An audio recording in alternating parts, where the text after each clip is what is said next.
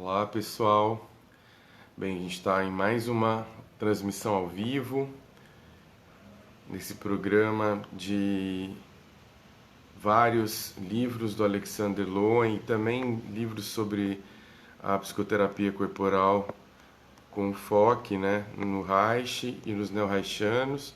Estou convidando hoje a Miriam Mantal para participar dessa conversa sobre o livro Prazer, uma abordagem criativa da vida, do Alexander Lowen.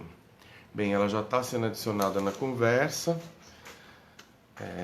e aí essa conversa ela vai ficar gravada aqui na minha página do Facebook e também no meu Instagram.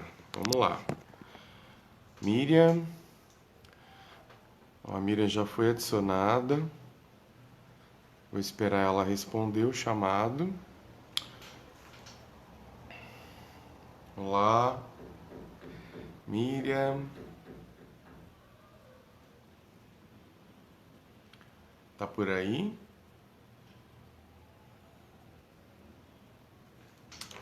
Vamos ver.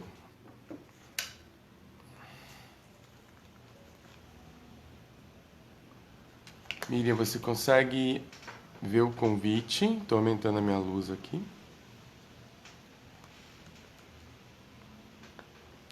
Ótimo, eu estou visualizando ela que já está na conversa. Eu vou adicionar ela na conversa. Isso. E para tudo dar certo, para nossa conversa. Miriam, parece que você recusou. Eu vou te convidar de novo, tá? Fala. Ok, agora apareceu de novo a sua câmera. Eu estou te adicionando. Vê se dá para. Vamos tentar mais alguma vez.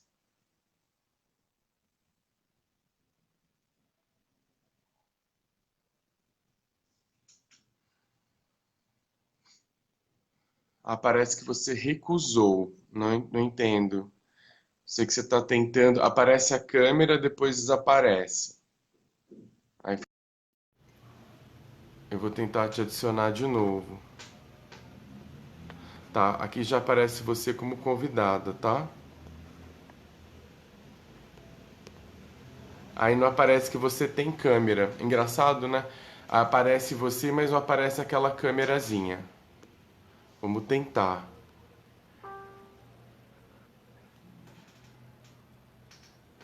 Olha, isso.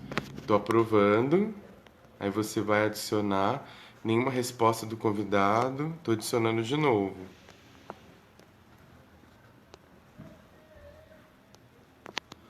Não sei o que aconteceu dessa vez.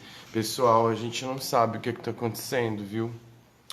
Sempre dá certo, né? Mas hoje não tá rolando. Vou tentar de novo. Adicionar. Nenhuma resposta. Fala que não tem nenhuma resposta ao vídeo.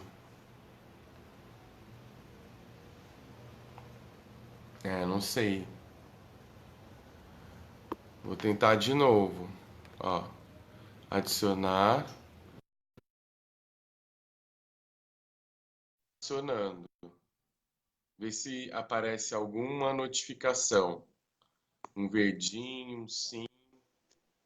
Yes! Deu certo! Deu Os cabelos já certo! estão muito arrumados aqui. Muito bom! Tá ótimo! Deixa eu Vamos agradecer. manter a nossa conexão. Fica Só um tranquilo, minuto. olha. Todo trabalho ao vivo tem disso mesmo, né? A gente está com uma transmissão online. Ao vivo vai ter um monte de coisas para acertar. Mas aí o Sim. legal é que a gente conseguiu entrar, eu tô com bateria. E Não, eu bateria. consigo depois, Miriam, para o meu YouTube, eu consigo fazer uma edição, né? Eu te falei, a gente pode fazer edições de cortar bloquinhos, etc. Mas o mais legal é a gente estar aqui ao vivo e as Sim. pessoas que estão a fim de escutar a gente, elas já estão aí. Primeiro a gente quer pedir desculpa, porque a gente tentou entrar várias vezes e não conseguiu. Mas todos que estão aí, tem duas pessoas assistindo. São muito Aham. bem-vindos e a gente vai bioenergeticamente respirar, né, para Já foi uma começar isso experiência tudo. bonita Muito bom. para começar, né? Yes, uau.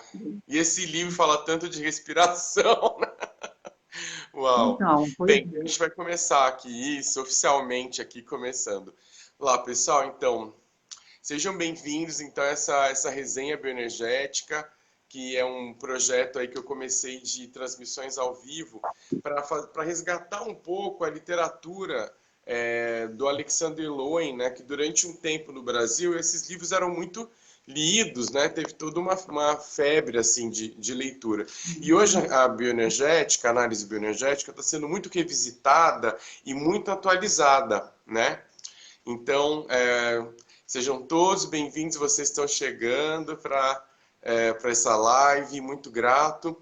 Bem, o objetivo desse projeto além de resgatar, né, essa literatura do Alexander Lowen, é revisitar alguns temas e também atualizar. E é muito interessante a gente pensar que o pensamento ele tem uma data, mas ele pode também ser revisto e é um pensamento muito atual, né? A abordagem do Lowen é muito atual para os dias que a gente está vivendo agora. Bem, a gente vai hoje falar de um livro que chama Prazer, uma abordagem criativa da vida. Gente, eu tenho essa versão aqui que é tão antiga, Miriam. Sim, a sua é mais antiga do que a A minha, sua é né? Um mais pouquinho mais atual. atual. Né? Muito Deixa bom. eu botar Eu um vou pouquinho. apresentar, desculpem aí, a Miriam, bem-vinda. A Miriam Bergamini Mantal é psicoterapeuta em análise bioenergética, é presidente da Sociedade de Análise Bioenergética do Rio de Janeiro, Fui, SABERJ, foi fui. durante 10 anos, de 2007 a 2017, é diretora da Federação Latino-Americana de Análise Bioenergética de Fui. 2007 até 2015, ela foi diretora, e hoje ela é diretora do Comitê de Pesquisas do Instituto Internacional de Análise Bioenergética e está finalizando o seu treinamento como trainer internacional do Instituto de Análise Bioenergética, que tem esse caráter, né? No mundo todo está presente esse instituto. Então, é um prazer muito grande de ter Igualmente. você aqui com a gente e, enfim, é uma alegria. Esse livro é um dos livros que, assim, pelo menos para mim, né, quando eu comecei a pesquisar, tem muitos desses livros, né, em sebos, em literatura. Falou, nossa, como que é um livro fácil de chegar na nossa mão? E, ao mesmo Aham. tempo, ele é um livro que tem todas as bases, né, da análise Sim. bioenergética. E aí é muito legal. Então, em primeiro lugar, Miriam, além de dar as boas-vindas, né, seja bem-vinda e fale um pouco como você chegou na análise bioenergética. Como foi essa trajetória para você, né? Para chegar na análise bioenergética e ficar na análise bioenergética até nesse percurso que você está fazendo. Bem-vinda. Aham. Obrigada. Obrigada pelo seu convite. Eu agradeço por estar aqui hoje. Acho que é uma ocasião muito especial. E indo direto ao assunto, né? Eu acho que eu não sei se eu cheguei para a bioenergética ou se a bioenergética chegou para mim. Por que que eu digo isso? Porque quando eu conheci a bioenergética, eu já tinha uma profissão, eu já estava numa época da vida bastante, tinha 38 anos, né? Eu estava vivendo, já era casada, já tinha uma filha, eu trabalhava na área médica, eu era dentista, minha profissão de terceiro grau não é psicologia, né? E eu me achava razoavelmente realizada. Até que eu comecei a fazer um trabalho corporal, um trabalho de consciência corporal. Eu tinha uma massoterapeuta que trabalhava corpo através da massagem e através da consciência corporal. E a gente fazia toda semana, né, sessões semanais de trabalho corporal. Até que um dia ela me fez um determinado exercício e no final do exercício ela virou para mim e falou: Uau, eu acho que essas emoções que vieram do seu corpo, eu não sei se eu vou dar conta de continuar trabalhando com você. Eu vou indicar para você uma terapeuta em análise bioenergética, e até então eu não sabia o que era análise bioenergética, e fui para uma terapeuta de análise bioenergética que logo me indicou um livro do Lowen. O primeiro livro do Lowen que li foi A Espiritualidade do Corpo, porque eu era uma pessoa ligada em vários temas, eu era budista, sou astróloga, fiz um curso de extensão em homeopatia pela odontologia. A própria homeopatia foi a coisa que primeiro me despertou o interesse no lado emocional, porque cada medicamento homeopático ele trata, né, do lado psicoemocional também, além do físico. E aí eu fui despertando aos pouquinhos para um lado do cérebro, digamos, né, que até então eu não mexia. Então eu fui mexendo o corpo, fui mexendo o conhecimento da homeopatia, fui me interessando. E eu acho que fazer a terapia, né, ser paciente, foi o que me trouxe para a bioenergética. Né? Eu ter feito análise durante muito tempo, em algum momento eu desisti, eu falei, eu não quero mais ser dentista. Né?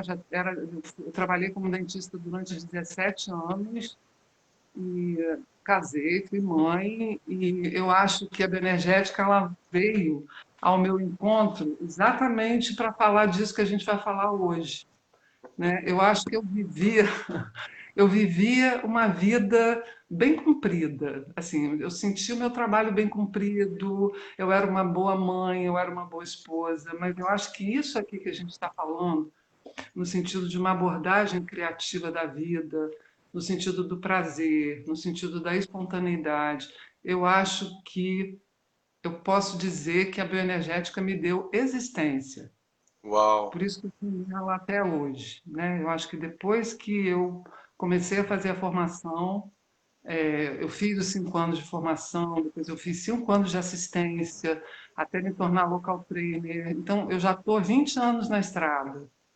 E eu posso dizer que eu visto a camisa, né? Eu sou aquela pessoa aqui na sociedade que o pessoal fala: Nossa, você não fez outras formações? Eu falei: Não. Eu fiz outras formações primeiro, eu fiz muitas formações, né? Além da odonto, além da homeopatia, eu fiz medicina ayurveda, eu fiz medicina vibracional, eu estudei astrologia, estudei muita coisa.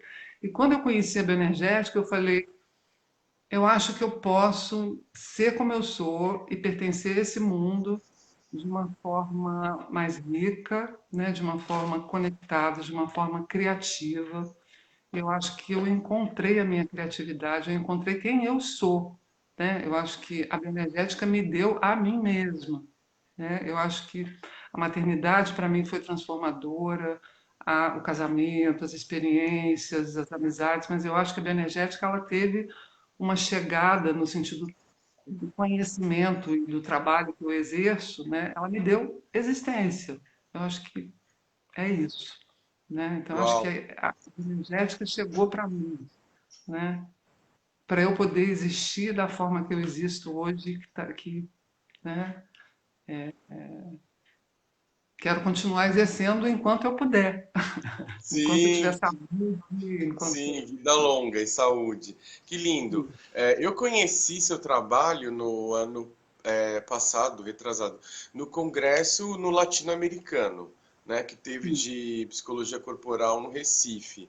E me inscrevi não tinha vaga, eu tentei entrar lá numa vaga, que o tema me chamou muito, né, que é uma atualização que você faz, uma coisa que o Loen fala lá no final do livro, né? A gente vai passar pelo livro inteiro, mas lá no final ele fala dessa sensação nossa de quando a gente percebe na nossa existência toda essa complexidade da sociedade, toda essa complexidade que é o universo, a gente entra numa sensação de desamparo, né? E essa sensação de desamparo, ela tem que ter um holding, tem que ter uma segurança.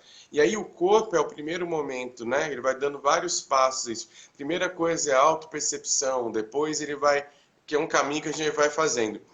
E eu vi que você faz de um jeito, eu achei muito legal, depois você pode comentar, né? E eu fico no seu pé para você escrever sobre isso, porque eu achei muito legal e muito atual. Né? Porque a gente está falando, às vezes, a gente está falando de autoexpressão, de autonomia, de liberdade, e a gente está numa sociedade que tirou algumas bases fundamentais, que é, em primeiro lugar, a gente se perceber como corpo, dentro de um corpo, né? E o livro faz esse percurso. Então, a gente vai começar então é, é, o primeiro assunto, né? A gente vai dividir em assuntos. Eu achei legal esse assunto aqui, que é uma diferenciação. A gente vai começar então pela diferenciação no Loen do que é, na sociedade. A gente tem uma venda muito grande de prazer como entretenimento e diversão. Né? Então a criança tem aquele sonho, quero ir para a Disney, quero que ela coloca aquilo, prazer como diversão. E aí o adulto leva isso como entretenimento, mas a criança, quando ela está brincando com o coleguinha, isso o Loen fala, né? Ela sabe a hora que acabou, faz de conta. Ela não se machuca na brincadeira, fala, ó, parou a brincadeira, porque ela não perdeu o contato interior, né? E aí o tempo todo ele vai fazer esse convite para a gente, olha, como que é você entrar em contato com essa criança interior? E aí e ver essa diferenciação entre diversão, entretenimento e a espontaneidade do prazer. Aí eu gostaria que você falasse. Então, eu acho que é exatamente isso que o livro começa a abordar, assim, o que é diversão, o que é, você ter que participar dos acontecimentos que a cultura te oferece, que a sociedade te oferece, como você falou, uma sociedade de consumo, né, que junta, que alia muito a diversão ao prazer, ou seja, se você está se divertindo, se você está tendo lazer, né, as pessoas confundem prazer com lazer. E mesmo assim de uma forma consumista atualmente, né? Porque você tem tudo muito pronto. E assim como você falou bem também, é que essa forma de estar no mundo nos faz, faz o mundo, a gente entra no mundo do faz de conta, né? Tendo um carro potente, ou seja, né, como uma criança que dirigia um carrinho, ou tendo mais coisas, ou tendo uma ligação com o consumo que nos dê a sensação de da imaginação poder correr solta e a gente voltar a ser criança, só que não dá para voltar a ser criança quando você é adulto, né? Eu acho que essa espontaneidade do adulto é um outro, fala de um outro viés. Acho que o prazer na criança é o prazer no adulto, quando ele tem a criança dele bem atualizada, ok. Mas quando essa criança teve que crescer às expensas, né, da espontaneidade, como você bem disse, e aí a gente vai estudar isso através dos livros que falam das defesas de caráter, ou seja, quando você tem um percurso que é reprimido, ou quando você tem um percurso que é violado, né, onde essa espontaneidade é violada, o seu corpo vai começar a criar tensões, né? O seu corpo vai começar a criar um funcionamento e vai perder a espontaneidade que leva ao prazer original, né? Porque, digamos assim, a espontaneidade do adulto, ela requer compromisso, ela requer Sim, seriedade, é um outro tipo de entrega da criança, né, para a brincadeira. Seria uma entrega às tarefas do cotidiano, né? Como o cotidiano ser a brincadeira da vida, né? Como você levar o prazer para aquilo que você faz. E aí o Lowen dá uma distinção bem didática, né? Falando de uma distinção bem didática entre prazer e diversão. Ele fala: o prazer real é um fluxo de sentimentos para fora, uma resposta ao nosso ambiente. Mas, equivocadamente, atribuímos o prazer ao objeto externo que o provoca, e não ao nosso corpo, à nossa capacidade de sentir e de nos entregarmos à ação que nós estamos praticando. Então, eu acho que nesse livro ele fala exatamente disso, de como a análise bioenergética é uma terapia, uma psicoterapia que trabalha nesse resgate desse fluxo espontâneo do corpo, para que você possa reagir a cada realidade, a cada momento, a cada sensação de forma criativa, né? Não de forma não insere, né, como a cultura oferece, mas de uma forma criativa, e que isso só pode ser feito, você só pode mudar o comportamento, você só pode mudar uma forma de pensar, você só pode mudar uma forma de sentir se você mudar no seu corpo, né? Se conectar com essa criança interior através das sensações, através das emoções, ou seja, através do corpo, né? E não da racionalização ou da busca de algo fora que vai te trazer esse prazer, geralmente está ligado ao consumo, ao fazer e não ao ser, né? O prazer ligado ao ser, o prazer ligado a essa, o trabalho da análise bioenergética é ligado a essa busca de resgate dessa espontaneidade. Isso ele fala que é o prazer, né? E aí a gente tem um longo caminho com os nossos pacientes, porque geralmente a gente vai entrar daqui a pouco no segundo ponto, né? É, porque ao mesmo tempo que essa sociedade oferece isso tudo, ela também reprime, por outro lado, muitas coisas que você paga um preço alto, né? Pelas coisas que você tem muito prontas, mas onde você exerce pouco, onde você reduz muito a sua capacidade criativa, Uhum. né? Essa é a diferença que o Lowen dá entre diversão e prazer. É E interessante que a gente tem uma hoje, né? Hoje, por exemplo, muitos até psicólogos, terapeutas, trabalhando com a ideia de meta. Né? Você tem que encontrar aquela meta, cumprir a meta, cumprir a meta. E a palavra meta, agora problematizando assim, olha, eu que vim da filosofia, tudo para mim é um problema, né? Quando você Mas a palavra meta, ela tem uma raiz, por exemplo, em inglês, goals, e goals quer dizer prisão. Né? O quanto a pessoa que está vendendo meta, você tem que ter, ela está aprisionando a pessoa, mais ainda a imagem e menos a criatividade. E eu quero exigir que você seja criativo, como você não cria nada, mas não é possível criar nada sem prazer. E não é possível ter prazer sem a conexão corporal. Aí você vai ter um dilema, né, que é as grandes empresas hoje pedindo ajuda, porque os trabalhadores não são espontâneos, não são criativos, eles não conseguem se relacionar, porque estão desconectados do corpo, né? Mas ao mesmo tempo a ideologia que se vende seja competitivo, esteja em primeiro lugar, fica um conflito muito grande, né? Então, o que é a imagem, né, que o Lowen fala bastante, né, a imagem que eu tenho que estar lá mantendo, me esforçando, gastando energia para aquela imagem, e eu perco energia, porque eu perco muita espontaneidade. E aí a respiração é fundamental. Né? Eu acho que nesse processo todo da autopercepção, veja o que você acha sobre isso. Primeira coisa que o Lowen vai falar, e que o Reich colocou ele para fazer, é respirar, né? Que não tem como respirar no futuro, a gente só respira no presente. Então a respiração ele vai trazer a gente para aqui. Ele está aqui na página 33, ele fala bastante da minha edição aqui, né? Dessa coisa do prazer, da curva que o Reich falou, da curva do orgasmo, da entrega, da espontaneidade, como a respiração, por causa da couraça, ela vai sendo bloqueada.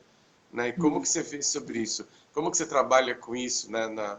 Nesse primeiro momento, né? Pensando em você mesmo, na sua vivência com a respiração. Como que você vê isso? Fala muito de respiração no livro, tem muito exercício. Eu acho que o Lowen fala de dois princípios fundamentais quando ele fala de vitalidade, quando ele fala de espontaneidade. Ele fala de respiração e ele fala de movimento. Então, Movimento. vamos pensar assim. A respiração, quando o bebê nasce, né, a respiração é o nosso primeiro sistema de troca com o ambiente. Né? Quando o bebê está lá no útero, ele está trocando ainda no líquido amniótico, né? Ele ainda é um ser da água, né? Ele ainda não está no mundo, digamos assim, ele não respirou, ele ainda não trocou a primeira, ele não fez a primeira troca vital ainda, que é a troca aérea, né? Quando ele respira Uhum. e chora. Então, o nosso primeiro sistema de troca é a respiração. Por isso que quando a gente fala na análise bioenergética que o trabalho da respiração é muito importante, com a respiração você pode abrir uma chavinha, né? Assim, a gente pode começar pensando, que é o que a gente vê e aprende, né? Uma das primeiras coisas que a gente aprende no curso de formação e a gente vê isso na clínica. Respirar pouco é viver pouco, né? Ou seja, quando você respira pouco, você vive pouco. Por quê? Porque quando você respira, você está fazendo uma troca rica com o ambiente. Quando você inspira e expira, e você tem uma boa função pulmonar e uma boa respiração, você também tem uma boa conexão com o ambiente.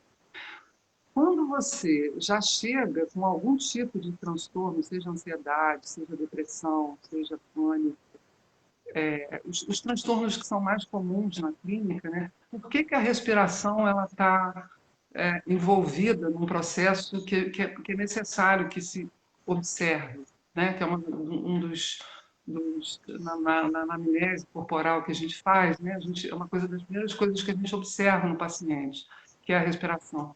Porque a respiração pode ser uma coisa de contenção, né? Assim, eu respiro pouco e vivo pouco, e aí tá bom, né? Eu me acostumo a viver com pouco. E que pouco é esse? No sentido disso que a gente está falando, da criatividade, do prazer. Então, se eu respiro pouco, eu sinto pouco, eu sofro pouco também. Então, não, respirar pouco também significa que eu não vou sofrer, né? Então, porque eu respiro pouco, é como se eu não vou fazer, eu não vou, esse sistema de troca, ele vai estar reduzido. Então, eu vou ter pouco sofrimento, mas eu também vou ter pouco prazer. Então, eu mantenho aquele, né, eu faço. E aí, trabalhar com a respiração é trazer vitalidade para o corpo. Só que aí tem a segunda parte, né? Quando você trabalha a respiração de um paciente, você dá movimento para esse paciente. E quando esse movimento, ou seja, quando você respira mais, algo se move dentro do seu corpo. As coisas começam a se mover dentro do seu corpo. E aí você começa a fazer contato com coisas desconhecidas. Eu costumo dizer, às vezes, o corpo é um cofrinho de riquezas que você nunca acessou, porque você nunca. Aquela história que a gente fala assim, né? Isso aqui tem um cheirinho de felicidade. Isso aqui tem um aroma de prazer, né? Mas só que você nunca aprofundou o suficiente para ir buscar esses recursos, porque existe uma camada que a gente desenvolve também, que é o medo, né, de sentir, e que quando você trabalha a respiração, você vai ter que lidar com esse medo que vem na terapia, né, que é geralmente as primeiras coisas que aparecem quando o paciente vem com um transtorno de ansiedade, ou vem com um transtorno ou com uma depressão, né? O que que ele está evitando sentir? O que que aquele corpo, o que que aqueles músculos estão retendo? E a respiração, digamos assim, seria uma primeira etapa de desbloqueio, né, do que a gente chama de tensão corporal, quando a gente faz uma leitura corporal, né? Poder começar, às vezes você pode começar a trabalhar com outros movimentos, mas a respiração sempre é uma indicação mais certeira, né? Porque através da respiração você percebe como é que o paciente troca, como é que ele se coloca. O timbre de voz é causado pela respiração. Como você respira, você traz o som, você traz a sua voz pela respiração, né? Como você se inspira, como você reage, como você reage e se expressa também, né? Se expressa facialmente, como, né, o nosso rosto é o nosso, digamos assim, é o nosso cartão de visita, é como a gente troca com o ambiente, né? Então, quando eu respiro pouco, geralmente o meu rosto ele é mais uma máscara do que um universo de expressão, né? Então, um paciente que está deprimido, que está ansioso, é como se ele trouxesse para o consultório já de começo uma máscara, né? Falta sutil, ou quase não fala, ou se fala, fala muito, mas não respira. Se não fala, também não respira, né? Então, eu acho que a respiração, ela é o primeiro momento e, em seguida, ela vai trazer algum tipo de movimento, né? Respiração ligada ao movimento. Não é respiração pela respiração. Porque todo mundo fala assim, tem que respirar, tem que respirar, tem que respirar. É igual empatia. Tem que ter empatia. Empatia para quê? Né? Tem que respirar, tem que respirar, tem que respirar. Tem que respirar para quê? Por que eu tenho que respirar? Porque quando eu começo a respirar, essa seriedade, isso que eu falo aqui da espontaneidade no adulto, né? Que a espontaneidade do adulto ela é séria, ela é comprometida, né? Então, quando você respira e vai buscar esse ato mais espontâneo, você não é mais criança. Então, você vai trazer um movimento que vai ser trabalhado através da relação com o terapeuta. Por isso que eu falei que a bioenergética me deu existência. Existência desse lugar, né, de poder estar conectado com o terapeuta, claro, né, e de poder trazer esses recursos que eu acho que eu nunca tinha feito contato até então, ir para uma terapia bioenergética, que foi exatamente esse movimento interno. Né? Eu lembro que eu senti uma pedra no peito. E eu lembro muito Uau. bem que numa sessão, quando essa pedra rachou, né? E eu escutava uma aguinha correndo aqui no meu peito, e eu falava para a minha terapeuta, nossa, tem alguma coisa rachando aqui dentro. Tinha uma pedra no meu peito, eu sabia que ela pesava muito. Né? E eu acho que essas referências, né, que a gente vivencia na terapia, são o nosso estofo, né, para a vivência que a gente tem, tanto na terapia quanto na formação, né, são o nosso estofo para seguir em frente. E ver e vivenciar que isso é muito real. Né? Então, respondendo aí a sua pergunta sobre a respiração. Sim, muito bom. Ele fala bastante sobre isso, né? Respirar profundamente evoca emoções profundas, né? E aí esse aprofundamento do processo que a respiração dá, e ela vai romper a barreira que a gente criou, né? Que a couraça, um dos elementos é a dificuldade de contato. E a gente, quando começa a respirar, entra em contato. E é o que você falou super bem, né? Para evitar a dor, a gente também evita também o prazer, né? Para evitar sentir a dor, a gente evita também ter o prazer, que é a base para vir a alegria. Ele fala, a gente já falou sobre a alegria aqui, e ele fala, como que você vai chegar na alegria se você não conhece o prazer? O prazer é a referência corporal para chegar na alegria, na autoexpressão. Muito legal, muito bom. Vamos lá, então a gente separou também um outro assunto aqui para conversar. Vou pegar meu Aham. óculos aqui.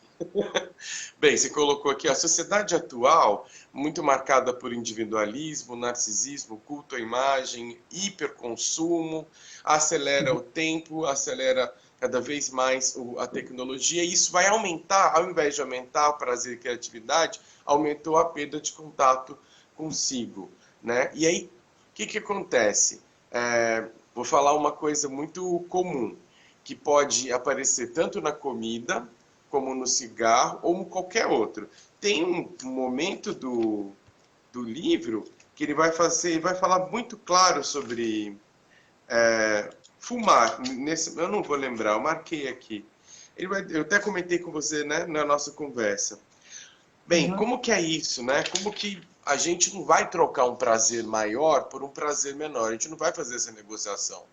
E às vezes o cigarro, a adição, a pessoa fala, mas eu tenho tanto prazer nisso, mas isso tem me destruído, né? Como que é isso? E mas será? Ou eu tô viciado em, sei lá, dos outros é fácil falar. Agora pensando em mim, né? Eu adoro chocolate. Então como é que eu vou negociar com a minha criança? Eu vou negociar com a minha criança do tipo, olha, vamos comer menos chocolate. A criança vai espernear, fala, não, quero chocolate agora. Como é que é lidar com essas frustrações, né? Para começar a entrar em contato com os nossos pequenos vícios, nossas pequenas e podem até a gente pode pensar em adições, em coisas mais sérias mesmo, né? É isso aí, vamos nessa. É. Quando você fala em adicção e quando você fala o que que a gente busca, digamos assim, né, o chocolate, o cigarro, quando a gente busca alguma coisa para suprir, né, eu digo isso, assim, todo mundo fala, né, eu como chocolate e me sinto feliz, né? O cigarro não, acho que o cigarro é mais uma coisa da companhia, né? O cigarro me faz companhia. O chocolate me dá felicidade, né? Eu sou viciado em, enfim, existem vários vícios, existem vários hábitos que vão entrando no nosso cotidiano para preencher algum tipo de necessidade real. A necessidade é real. Quando você come um chocolate precisando se acariciar, de verdade você está precisando de acolhimento. Né? Quando você fuma porque você está ansioso, ou porque você está, né, assim, né, uma coisa muito oral, muito a boca, né, uma região muito oral, uma região de contato muito primitivo, né, então você está buscando fazer, suprir determinados sentimentos ou buscando determinadas conexões que ficaram muito, digamos assim, muito mal resolvidas durante a tua vida. né? Porque comer chocolate, tudo bem, eu posso comer chocolate, você pode comer chocolate. A questão é quando você passa a depender das coisas, e não é só do chocolate ou do cigarro. Você pode passar a depender de uma relação, né? As adicções, elas não se prendem, elas não se resumem a objetos. Você pode ser adicto de uma relação, você pode ser adicto de uma busca. Você pode ser adicto da busca pela espiritualidade. Você pode ser um adicto, porque você vive fazendo curso sobre tudo que aparece na frente, ou seja, você vai na busca de algo que te preencha, que não é o cigarro, não é o chocolate, não é a relação, mas aí você vai em busca de Deus de qualquer maneira, né? Tudo que acender luzinhas, que tiver uma conexão, ou seja, são linguagens humanas, né? São linguagens corporais da falta, né? E que você vai buscar fora, achando que aqui é o que aí volta a falar, né? Tudo aquilo que a sociedade de consumo oferece e você acha que o objeto de prazer está fora de você, né? E você se desconecta do fato de que o prazer é a conexão com você, né? Você falou que gosta de filosofia, eu gosto muito do Bergson, e o Bergson fala que o dentro, né, o tempo, é o que a gente tem dentro é o tempo, que o tempo é a nossa subjetividade. Aí eu vou entrar lá no corpo desamparado. O tempo ele constrói a nossa subjetividade. O Bergson fala que nós somos feitos de passado, né? Ele fala, o presente não existe, o que existe é o passado. Eu estou falando aqui com você, mas o que eu falo com você já virou passado, né? Então, né? Então, ele fala, e que o tempo, ele é a nossa subjetividade, né? Porque o tempo, ele fala da memória, né? A memória fica retida no tempo. O tempo e a memória, o passado, ele é feito para conservar a memória retida, retida por nós. E que essa memória é virtual porque ela está num tempo, ela está no corpo, mas ela também está no tempo. O corpo é o nosso presente. É muito interessante. Eu gosto muito do Bergson, é o meu filósofo preferido, que ele fala: o corpo é o nosso presente. O tempo é o nosso passado, porque, digamos, ele ativa a nossa memória e ele guarda tudo aquilo que a gente é hoje. Então, digamos, por que eu falei do Bergson? Quando ele fala da subjetividade, que o tempo é a subjetividade, isso que você falou há pouquinho tempo atrás, quando você me viu lá em Brasília falando, são dois fatores que são citados por filósofos e por antropólogos e por sociólogos e por psicólogos, né, que falam, por psicanalistas, que falam da pós-modernidade.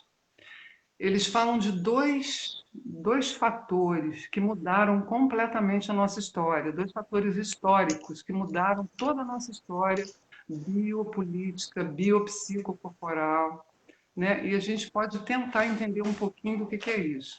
O primeiro fator, eu acho que é bem fácil de entender, é que até a Revolução Francesa, olha que isso, 1700, 1800, né, os outros séculos passados, assim, a liberdade ela era vista como uma coisa coletiva. Você buscava a liberdade por uma causa coletiva, né?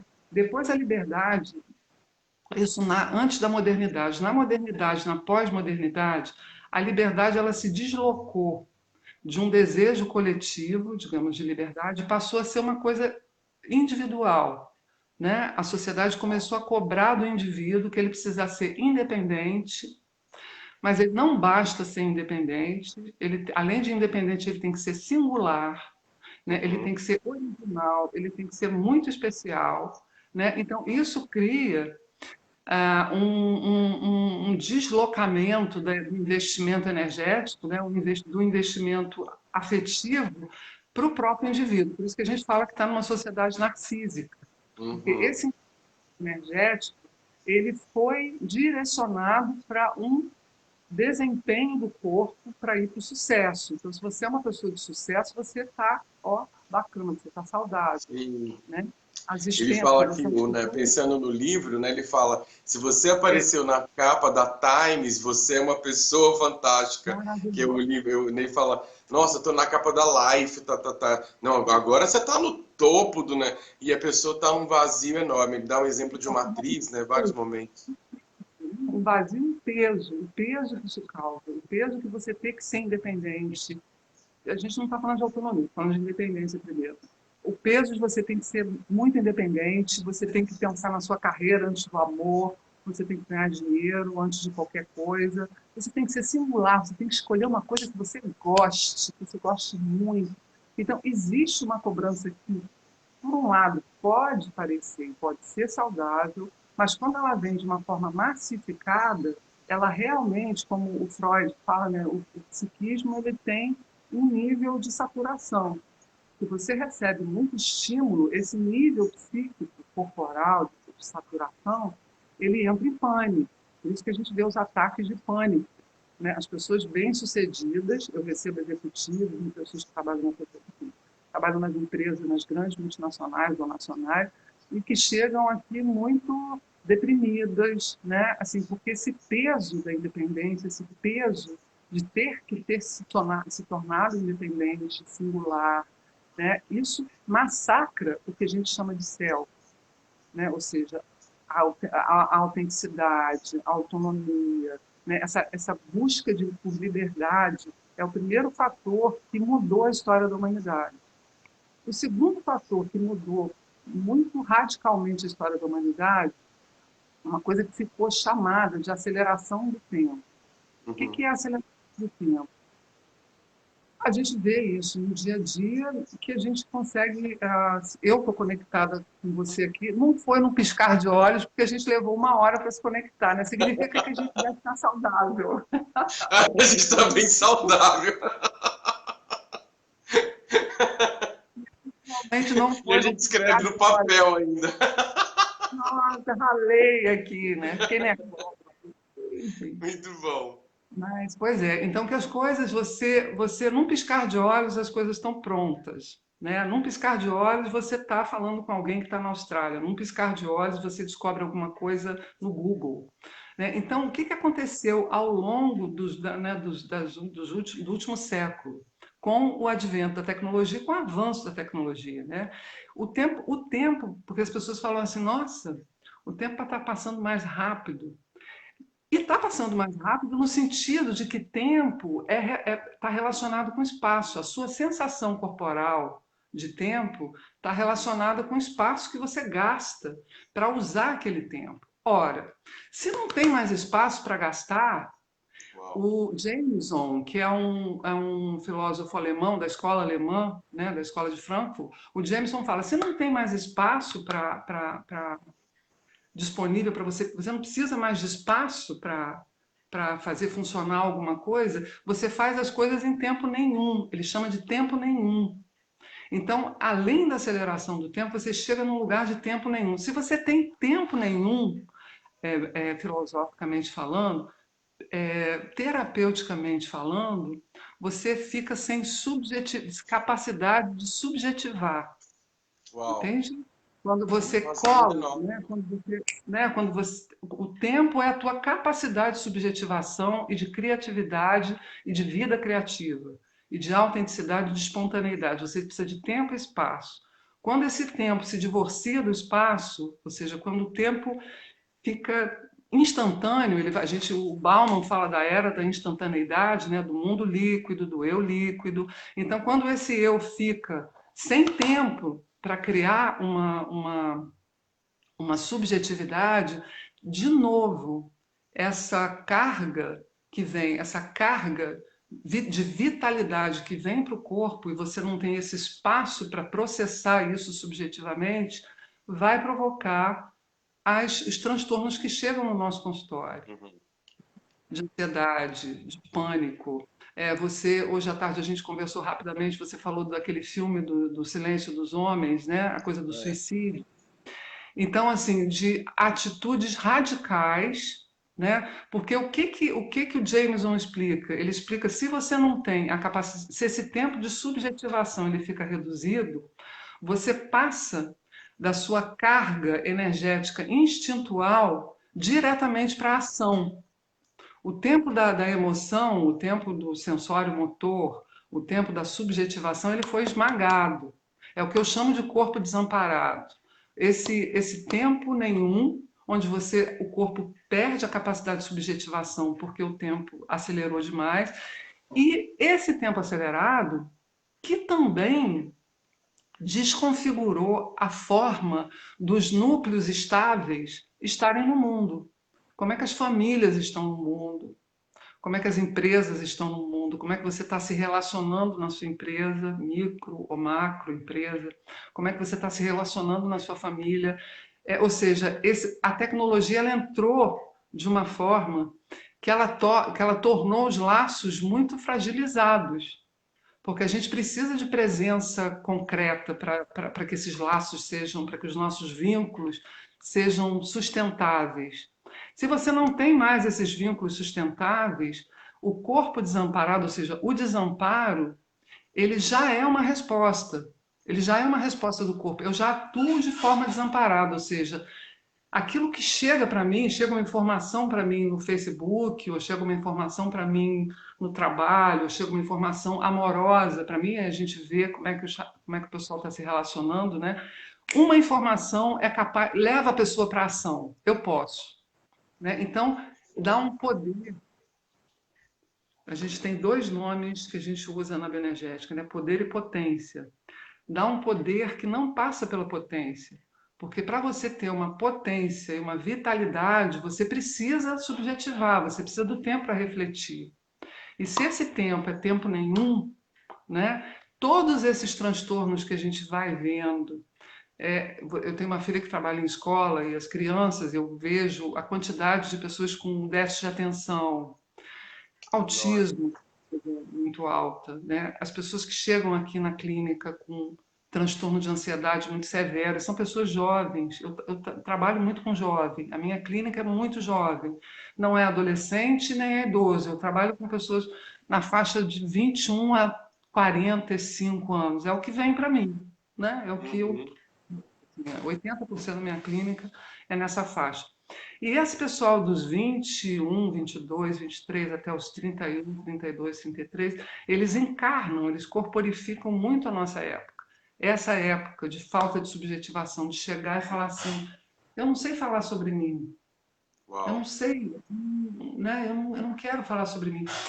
E na classificação oficial da bioenergética, você poderia pensar num caráter esquizoide. Eu estava discutindo outro dia numa aula, né? Não é um esquizoide. O corpo desamparado, ele não é um corpo que tem ódio, né? Não é aquela coisa do esquizoide que teve uma mãe fria ou ele sofreu rejeição. Ele não teve nem, digamos assim, tônus para sofrer rejeição, porque até para sofrer rejeição você precisa de tônus emocional. E o que a gente vê, o que está se desenvolvendo no mundo, não é nem no Brasil ou em alguma região, é no mundo em geral, é que esse tônus da subjetividade ele está se diluindo, né? Então as relações estão ficando porosas, né? Na psicanálise a gente chama de corpos errantes, eu na bioenergética chamei de corpo desamparado, na psicanálise a gente chama de corpos errantes. Por que errantes? Porque eles ficam na errância, né? Ou seja, em erros e acertos, que também não é uma coisa borderline, não é uma coisa cheia de mensagens. É uma mensagem que passa de forma muito porosa. Não é um excesso de mensagem punk, né, que a gente vê no caráter que constrói uma estrutura borderline. Né? É uma falta, é uma porosidade.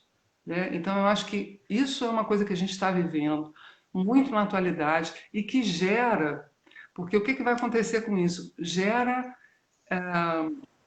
uma falta de um pertencimento, mas de um pertencimento de um lugar de realidade, de corporal mesmo, né? Porque as pessoas hoje se resolvem pelo telefone, se resolvem pelo e-mail, se resolvem pelo celular, né? Então essa presença real, ela está como se ela estivesse ficando em segundo plano. E essa virtualidade que traz muita coisa boa, sem dúvida nenhuma, né? Ela traz muita facilidade para a vida da gente, mas ela tem esse outro lado da moeda, né, que eu chamo de corpo desamparado. Agora eu tenho que respirar um pouco. Uau! Sim, você empolgou, maravilhoso. Vai respirando aí que eu vou ver se eu entendi. Você falou duas coisas interessantes, né? Que primeiro a liberdade, ela era uma coisa que o coletivo deveria, né? Pensando em Revolução Francesa, pensando nas primeiras constituições, liberdade, igualdade, fraternidade. Então, liberdade tinha a ver com pertencer ao grupo, né? E aí depois que foi evoluindo, o capitalismo sai da fase e vai para a Revolução Industrial e depois avança, a gente está vendo pós, né, modernidade e tudo, a promessa da liberdade, ela não se cumpre como liberdade de pertencer e ela é empurrada para o individualismo, né? Tem um filósofo que é uma das bases do neoliberalismo da escola de Chicago e assim vai, chama Robert Nozick. Ele é um dos inimigos, né, do filósofo que eu fiz mestrado, que é o John Rawls. O Rawls é da comunidade, do vínculo afetivo, do senso comum, que vai lá para o Rousseau, que é onde o Reich também vai, né? E Kant, etc. E o Nozick, ele faz uma leitura do Locke via individualismo possessivo para dizer que o Estado tem que ser mínimo mesmo, que a economia vai se autorregular, que tem que ser meritocrática, e aí o que é o que a gente está vendo muito, não só no Brasil, no mundo inteiro está tendo esse movimento de pregar esses valores num nível muito alto, né, de mérito, e assim vai. E o que aconteceu, pelo que você me disse, né? O processo de subjetivação, ele não fica aqui, né, no córtex, pensando no coração, nas emoções e no córtex. Ele vai rápido. E essa pessoa é rapidamente capturada por uma fake news, ela é rapidamente capturada por uma... Olha, você tem que comprar esse produto agora, é a última vez. E a pessoa, ela decide compra, né? Você vai pensar todo o problema do neuromarketing, a gente está vendo um marketing no nível muito maluco, que é um marketing digital neuromarketing, então tem que atuar em gatilhos mentais que a pessoa não pensa, ela compra. Depois ela fala, nossa, estourei meu cartão. Então, como o nosso trabalho é fundamental agora, né? Como o nosso trabalho, como que o Loen é atual nesse sentido, que ele vai dizer, olha, Totalmente. para um pouquinho, se você não vir para o seu corpo, não trabalhar a sua autopercepção, entrar em contato consigo, ter a sua autopossessão, e parece conversa de exorcismo, mas não é. Quando a pessoa ela não está autopossuída, outra pessoa vai possuir. Vai ser o marketing, vai ser o partido político, vai Ela ser a vai ser religião. possuída. Vai ser Ela vai possuída. ser possuída por outra coisa. E como que ela vai se expressar se não está no corpo? E as pessoas chegam com muita angústia. Isso é uma coisa muito legal do livro. Eu não vou lembrar das páginas, depois eu posso lembrar. Ele fala o seguinte: a biologia já comprovou. Nós temos um organismo que quer se autorregular, né? E ele quer, a biologia está dizendo, a gente precisa sobreviver. Mas existe uma coisa no organismo humano, especialmente em seres humanos, ele tem uma necessidade biológica de se autoexpressar. E é uma expressão de si, que uma ameba, aí pensando lá na linguagem expressiva da vida, no Reich, na análise do caráter, a ameba tem uma autoexpressividade, né? E o ser humano não é uma ameba, ele tem uma autoexpressão de si, do self, né? Como que é isso, né, Miriam? Passando para você de novo, já que você respirou, você voltando aí, eu vou te devolver pelo jeito, eu entendi o que você falou, né? Agora eu vou te passar uma outra pergunta, que é, e aí, né? A gente vai receber pessoas que, como seres humanos, elas querem se autoexpressar, elas têm necessidade, mas essa subjetividade, ela não foi constituída, né? Não teve nem tempo lá de formar estrutura de caráter nem nada. A coisa veio assim. Como que eu vou trabalhar esses corpos? Aí eu achei muito lindo o seu trabalho. A gente está falando de princípios de bioenergética que estão aqui, né? Mas a atualização que você faz em trabalhar corpos desamparados, corpos errantes, como que a gente vai olhar para essas pessoas? Como a gente vai olhar para nós? Porque a gente também está incluso nesse mundo hipertempo, hiperconsumo, né? E aí? Eu, eu acho que muita gente, quando eu falo que eu sou... Porque tem uma história da bioenergética, do back to the basic, né? Aquelas pessoas que trabalham no básico da bioenergética e outras pessoas que falam, que tem uma fala, né, um discurso, digamos assim, de que a bioenergética já evoluiu tanto, e é verdade, né, já foi para tantos lugares depois que a neurociência veio ao encontro, né, do nosso conhecimento e criou N possibilidades de você se expressar e você criar novas formas de formatar o conhecimento, né? Não a palavra não é formatado, você transmitir, né, o conhecimento da psicoterapia corporal através da neurociência e através de outras ciências que se aliaram, né, ao nosso conhecimento. E eu escuto muitas pessoas falando, assim, hoje em dia a gente tem que trabalhar muito com o lado sensorial. Hoje em dia a catarse é uma coisa que está muito ultrapassada, porque a gente já está vivendo uma era de que já existem exercícios, já existem conhecimentos que te levam para um outro caminho, né?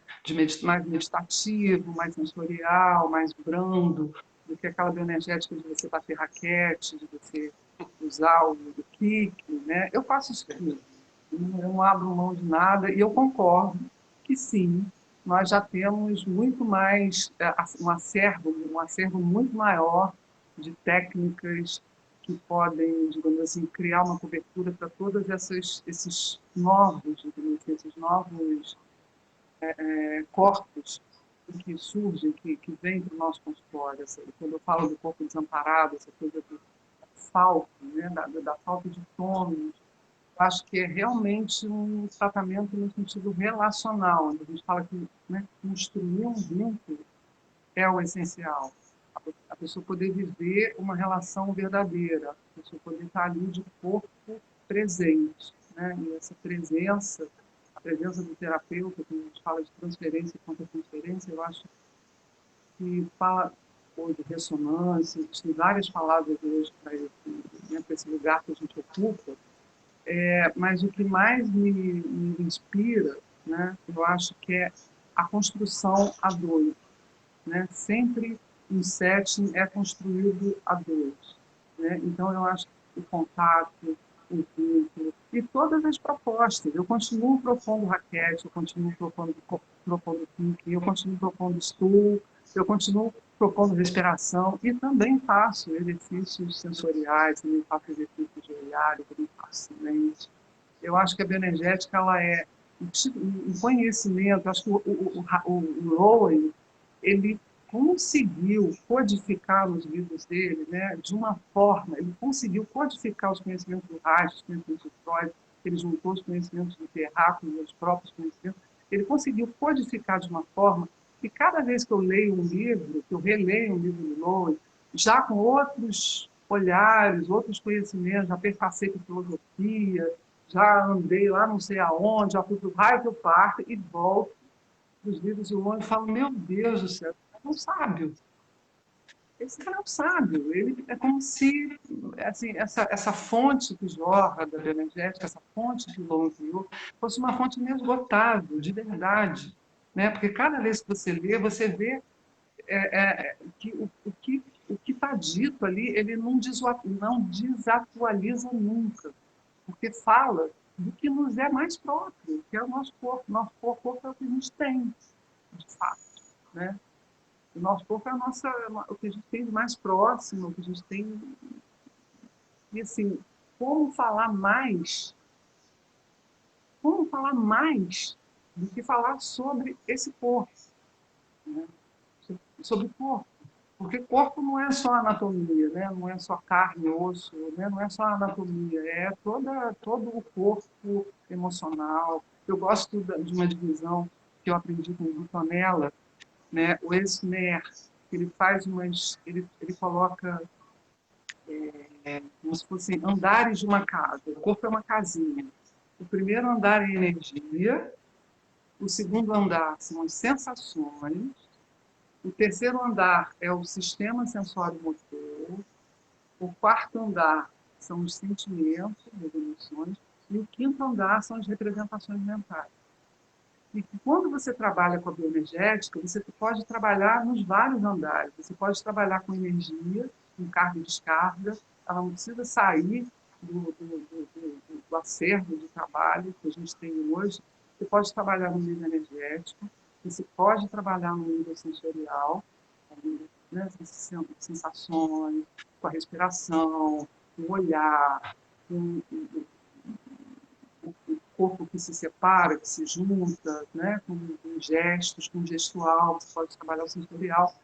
O sensório motor, a meu ver, é o que trabalha o amparo ou o desamparo, porque o sensório motor é quando você começa a interagir de fato, né, quando a sua sensação já chega num nível top, que você pode se apropriar, né, do externo e se apropriar da conexão interno-externo, porque é quando você trabalha vínculo, é quando você trabalha o terapeuta trabalhando com o paciente corpo a corpo, né? Então, você pode trabalhar na energia, fazendo clique, em carga e descarga, você pode trabalhar no sensorial, e você pode trabalhar na relação, e com trabalhos corporais, que é o sensório motor.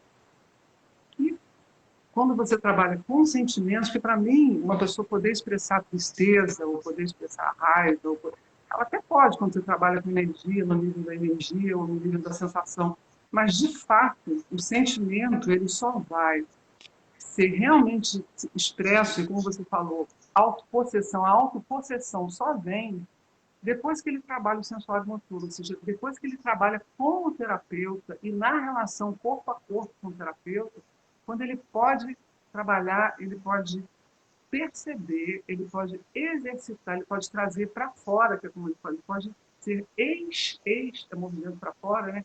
Espontâneo.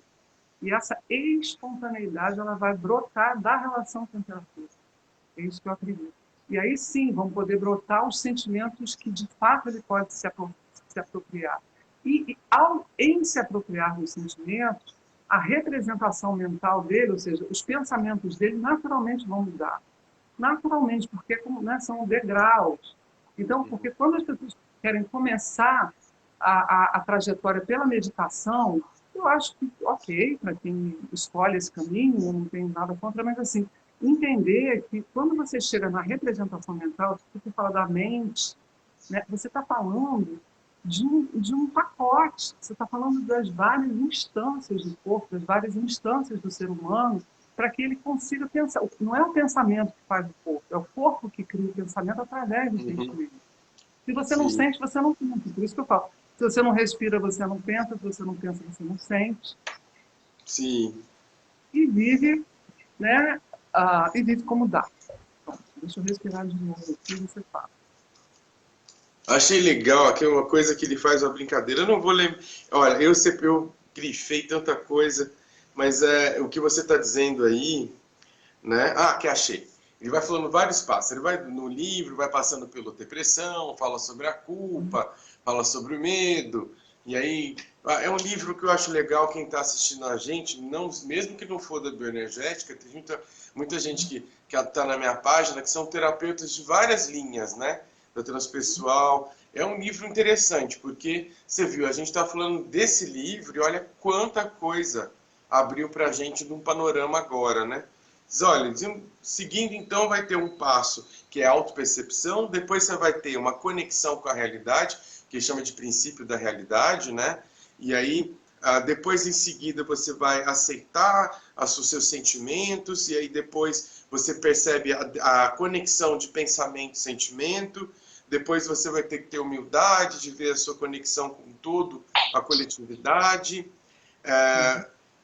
Olhando então para a tese fundamental do Reich e dele, e é uma tese que já vem lá do Spinoza, do paralelismo do corpo-pensamento, né? Ele vai dizer, mesmo nos momentos mais abstratos, o seu pensamento não está dissociado de sua conexão com a condição humana.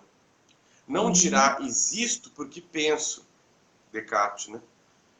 Se tiver que dizer algo, essa pessoa conectada consigo dirá porque existo, eu penso. É o contrário do Descartes, né? E depois você vai ver o Damasio, o erro de Descartes, todos os livros. E ele está muito atrás, né? Falando isso aqui. peguei um psiquiatra hoje para ler a questão da senso-percepção e alucinação, né? Que é uma coisa que eu estou trabalhando bastante uma coisa da minha tese, é dizer assim, não, sem autopercepção, você não tem como trabalhar com qualquer faixa etária, especialmente a que eu trabalhei, que são adolescentes, autonomia e liberdade. Viram abstrações, e aí e o que acontece? Esse jovem vai ser jogado na meta, que é algo fora dele, e ele não vai se autoexpressar. Não vai ser mais um plano de alguém, né? Não vai ser autônomo, coisa nenhuma. Então, trabalhar a autopercepção. Ah, tá. E a senso-percepção é verdadeira? A fenomenologia vai viajar, né? Tipo, o Merleau-Ponty, o Jasper, tá? Esse psiquiatra chama Márcio Amaral. Ele vai dizer, olha, resumindo a ópera, existem as diferentes percepções da fenomenologia, mas um fato é que, se isso não está relacionado com o corpo e com as sensações, isso não está conectado à realidade. O Lowen, de um jeito super simples, fala, quando o ego está dissociado, a representação não condiz com a realidade. Ponto! Muito simples. Eu falo, como ele escreve simples, né? Então, assim, é muito legal. Tem todo um lado que tem as críticas à bioenergética, do que a gente acabou de falar, né? Que um período era muita catarse, a pessoa não integrava. Tem muitas críticas do Finish, ao Reich e o pessoal todo da psicanálise bioenergética. Um livro legal que eu estou lendo, está ali, chama... Traduzindo seria assim, né? Psicoterapia Corporal, Histórias e os Métodos, do Michael Heller, foi uma indicação do Ricardo Ego. E ele é um livrão assim. Ele vai falando das críticas à bioenergética e fala também, um momento, depois das críticas, da nossa existência, né? Dos terapeutas que desenvolveram e estão desenvolvendo a bioenergética, a psicodinâmica com o trabalho corporal, a atenção à relação ao trabalho corporal. E aí eu acho que uma das coisas que mais sei lá, você brilhou assim no meu olho, é de ver o seu zelo, né, dessa atualização, de estar atenta. Olha, eu não vou deixar de trabalhar com isso, com a raquete, mas como trabalhar? Né? Com quem está aqui na minha frente? Né? Esse olhar para um corpo contemporâneo. Acho muito legal. Bem, é isso. A gente está com 1 hora praticamente de conversa. Uau! A gente é bom de papo. Tem umas pessoas que estão com a gente, a Grace Vanderlei, que é uma querida, te mandou um abraço aqui. Beijo, Tem mais Grace. gente, deixa eu ver aqui. Lúcia Franca, Lígia Lúcia é minha Maria amiga. Freire, Lúcia, são a Lígia, Vânia Duarte, minha amiga. Olha, e legal. a Cláudia, minha amiga, que está sempre aí no Rio, ela vai indicar umas pessoas para você aí. Ah, que legal. Bem, Miriam, a partir de tudo que a gente falou, né, dessa conversa que foi muito legal, a gente poderia ficar a noite inteira aqui, porque é uma coisa que está viva, a gente está falando de algo que está vivo, né? Que é a análise bioenergética. O que você poderia dizer? Hoje a gente tá em setembro, bem, então, fechando mesmo esse bloco de trabalho, o setembro é dedicado a essa questão do Setembro Amarelo e a prevenção e a discussão sobre o suicídio, né?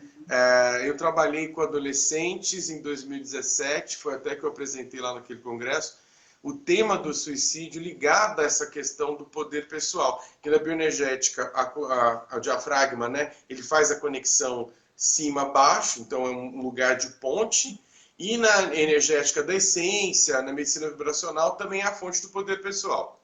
Eu trabalhei bastante o mito do Sísifo, que é um livro, o livro do Camus, que ele fala a questão fundamental da filosofia é o suicídio. Quer dizer, quando que uma vida vale a pena ser vivida? Quando que uma vida não vale a pena ser vivida? E pensando nessa abordagem que a gente, né, acredita, revê, reconstrói o tempo todo, que é a análise bioenergética, como a gente pode olhar para essa questão do suicídio do ponto de vista criativo do prazer, né? Do ponto de vista de uma vida que vale a pena ser vivida, não como um repeteco da vida de alguém, mas como uma autoexpressão, né? E uma sociedade tão marcada por individualismo, frustração, desempenho, cansaço, enfim. Eu gostaria dessa sua reflexão para a gente finalizar, e é isso. Ok, eu acho que não dá para colocar o suicídio no mesmo, os suicídios, né? O tema do suicídio no mesmo saco de gato. Vê se você me entende, né? Não dá para colocar todos os, digamos assim, as causas, o que se estuda nas causas, no sentido de ser uma coisa que fala da vitalidade, do sentido da vida ou fora do sentido da vida. Eu acho que o suicídio ele tem muitas estradas para serem debatidas, digamos assim, porque falar da morte ainda é um tabu. Né? Nós temos um tabu da morte. Né? A gente já consegue falar do sexo, né? A gente já consegue falar da violência, porque a violência está explodindo no mundo, então não tem como não falar da violência. Mas falar da morte propriamente, né? A gente fala da morte como resultado da violência, a gente fala da morte como resultado do suicídio, a gente fala da morte como resultado da doença, a gente fala da morte como resultado da velhice, mas falar da morte como processo da vida, né? A morte como um processo vital, a morte como sendo um processo, ela faz parte do processo. E colocar o suicídio nesse bojo, né? Nesse bojo da discussão do processo vital. Porque quando você fala que uma ameba, né, que o menor corpo, ele tem a necessidade de se expressar, né, de expandir, contrair, e ele não vai querer ficar contraído, né? Ou seja, a gente imagina assim, por que uma pessoa vai querer morrer? Né? Por que uma pessoa vai querer ficar contraída se ela pode expandir? Né? E tem um princípio na homeopatia que eu acho muito bonito, que fala assim, olha, quando você corta quando você corta a extremidade de uma árvore, quando você corta o rabo de uma minhoca, primeiro, quando você corta a extremidade de uma árvore, ela não busca a sombra para se curar, ela busca o sol. Ou seja, ela não busca a escuridão e a morte, ela sempre busca a direção do sol para se refazer, para se remendar, para continuar vivo. Então é como se eu aprendi em homeopatia que a vida ela tem uma direção excelente, ou seja, a vida ela sempre busca vida. Só que, como terapeutas, nós sabemos que esse processo da vitalidade, e acho que a bioenergética trabalha com isso muito bem, se constitui, né, de todas essas instâncias que eu numerei, né, energia, sensação, sentimento, emoção, como esse corpo foi constituído para que ele possa ter um sentido, né, uma direção, que é essa coisa da via referente para o Sol. Né? Como é que esse corpo se constitui e encontra um mundo, ou seja, encontra um céu que esteja mais ou menos sem nuvens para que ele possa enxergar essa claridade. Por que o número de suicídio está aumentando? Quando eu falo do corpo desamparado, é exatamente isso, mas só que não vai gerar só o suicídio, vai gerar o suicídio num caso extremo, mas vai gerar ansiedade num caso mais brando, no caso mais brando. Por quê? Porque o corpo ele passa da carga que ele recebe, da adrenalina que ele recebe de vitalidade para a ação. Ele não tem a reflexão. Isso que a gente está falando da subjetividade é muito sério, do tempo, né? Desse tempo nenhum. Né? Ou seja, então se você recebe uma carga muito forte, você pode subir do nada, você pode subir na ponte, se jogar e se matar. Isso é uma questão. Né? É diferente daquele suicida que premedita, que tem o suicídio, digamos assim, como uma saída de vida, que a gente vai poder discutir de acordo com cada caráter, né? Mas o que eu vejo mais explicitado, mais, digamos assim, na estatística atual, é essa coisa do indivíduo ele buscar uma solução imediata. O suicídio faz parte da sociedade imediatista. O suicídio ele é uma solução imediatista. Então, você não pode colocar o suicídio como um julgamento de um não fazer um sentido na vida pura e simplesmente. Você tem que também olhar para o suicídio como uma resposta da sociedade, do tempo que a gente está vivendo. Né? Dessa resposta que leva a pressão, né, psicossomática à ação. Você não tem o tempo do sentimento. Esse tempo ele foi colado, né? Ele fez uma colagem. Então, falar do suicídio é muito complexo. Eu acho que falar mais complexo que falar do suicídio é falar da morte como processo vital. A morte é um processo vital, né? E o suicídio ele corta esse processo vital. Ele é um corte do processo vital, mas ele faz parte do processo vital. Isso para desconstruir um pouco o preconceito. né? Porque assim como a gente existiu preconceito com sexo, existiu preconceito com as drogas, existiu Uhum. preconceito com... existe o preconceito com o suicídio, né? E o suicídio faz parte do processo vital. Então, como é que é olhar para isso de uma forma menos, digamos assim, menos reativa, né? E mais acolhedora no sentido não só filosófico, mas bioenergético mesmo, né? De que a morte faz parte do processo vital e que muitas vezes a busca da morte é a busca de uma solução para a vida, né? Então eu acho que não dá para colocar tudo, sabe, assim, Não. né? Sim, tem que problematizar. Eu acho que é ver a nossa complexidade e ver a complexidade que a gente é, né? E não julgar, né? Eu acho que existe uma coisa, pensando bem na filosofia mesmo, que é a epoqué. Para você estar em contato com alguém, você tem que suspender todos os seus juízos, né? Existe uma coisa, eu vim antes da bioenergética, enfim, eu tenho toda uma trajetória e eu gosto muito da crânio-sacral biodinâmica, que ela é muito meditativa. A gente fala, oh, somente um corpo tocado sem julgamento relaxa. Somente um corpo relaxado se transforma. E isso vai em tudo que eu trabalho, nos processos corporais do Axis, etc. É uma premissa para tocar um corpo, é não julgar. Né? E se a gente já entrar no nosso trabalho com um monte de julgamento moral e etc., as pessoas nunca vão trazer a verdade delas. E angústia nesse nível, né? E poder dizer para essas pessoas que quando elas entram nessa escuridão enorme, de não, olha para mim, né? Tem uma saída. Como a gente pode buscar uma saída e olhar para o fluxo da vida e começar a agenciar esses fluxos, né? E eu acho que é esse lugar que o Reich, o Loen, a gente escolheu estar, que é a favor dos fluxos da vida, mas não negar todas as intempéries que compõem a paisagem. E se a gente entrar com julgamento, os corpos contraem. Os corpos contraem a si mesmo. Contrair é trair a si, né? Como que eu vou... É muito interessante isso. Se você É está com... interessante.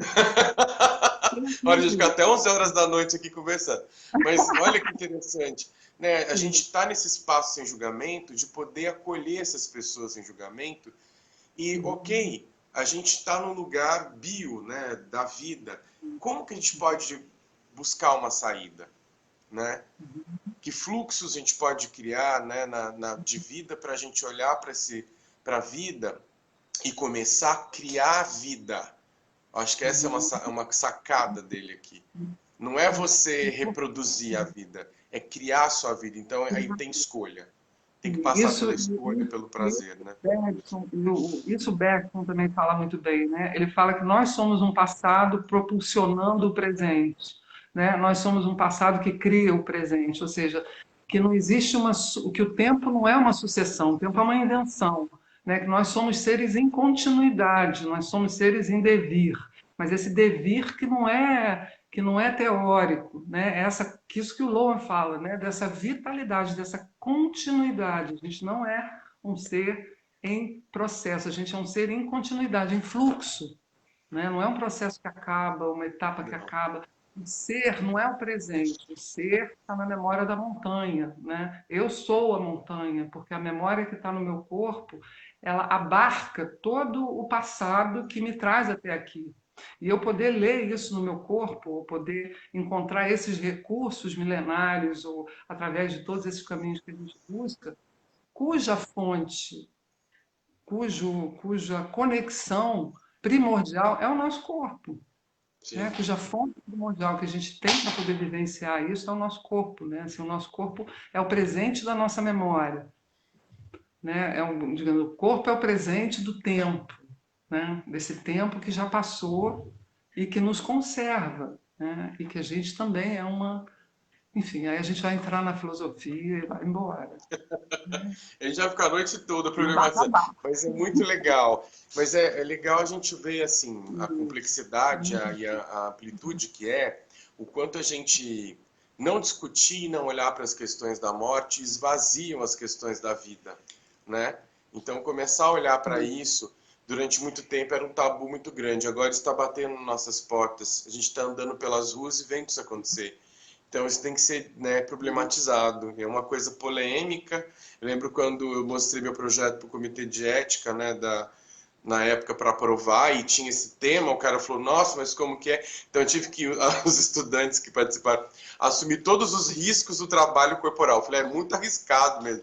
Mas é que a gente sabe, né, que mexe com coisas profundas, mas que como que é criar esse holding, um vínculo para as pessoas poderem falar, né? E falar e expressar, que aí é um passo além da ameba, né?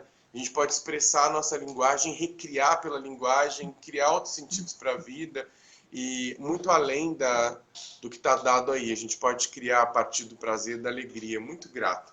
Querida, muito grato pela sua disposição. A gente ficaria aqui a noite inteira. Mas foi um prazer, muito prazer. Muito obrigada a você, viu? Eu que Espero te agradeço. encontrar pela vida fora agora, Sou viu? muito grato. Sim, e como a gente pode criar mais coisas aí pela vida, né, para se dar amparo como um ao outro, se dar amparo a si e criar um mundo melhor mesmo, né, a partir desse ponto de vista da integração. Muito grato. Referência. Obrigada, querido. Tudo de bom. Muito grato, Tudo bom, pessoal, querido. todo mundo, Tatiana, Tá Melo, bom. Vânia Duarte, Então, Grace, pessoal, todo mundo que passou por aqui, Gislaine, Cláudia, pessoal que ficou até o fim, tudo de bom. Muito grato, Miriam, tudo de bom, sucesso. obrigada, Tchau, querido. Tchau. tchau. Tchau.